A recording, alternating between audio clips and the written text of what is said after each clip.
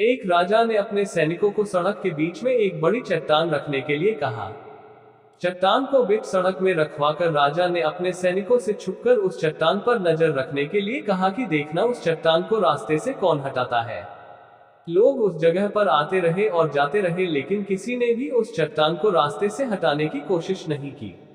उस चट्टान के पास से लोगों के गुजरने वालों में राजा के कुछ करीबी लोग और शहर के बड़े व्यापारी भी शामिल थे, और उनमें से कुछ लोग तो राजा को ही कोसने लगते कि क्या राजा इस चट्टान को भी रास्ते से नहीं हटवा सकता। लेकिन किसी ने भी उस चट्टान को रास्ते से हटाने का प्रयास नहीं किया। ऐसा काफी दिनों तक चलता रहा।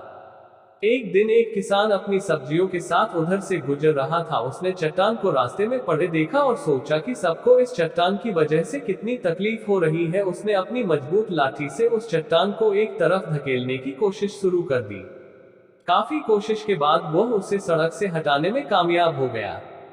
चट्टान रास्ते से हटाने के बाद किसान अपनी सब्जियों को उठाकर जाने ही वाला था कि अचानक उसकी नजर एक पोटली पर गई, जो ठीक उसी जगह पड़ी थी जहां से उसने वह चट्टान हटाए थे। उसने उस पोटली को खोलकर देखा तो उसमें सोने के कई सिक्के थे, और उन सिक्कों के साथ राजा का एक संदेश भी था, जिसमें लिखा था कि ये सोने के सिक्के उनके लिए हैं जो इस चट्टान को रास्ते से हटाएगा। दोस्तों, बिल्कुल ठीक इसी तरह हम सबके लाइफ में भी कई परेशानियां आती हैं। कुछ लोग उन परेशानियों से बचकर निकल जाते हैं और कुछ रास्ता बदल देते हैं, और चंद लोग ठान लेते हैं उन परेशानियों का हल निकाल लेने की, और ऐसे ही लोग मुश्किलों में संभावनाएं और संभावनाओं में छिपे अवसर खोज लेते हैं।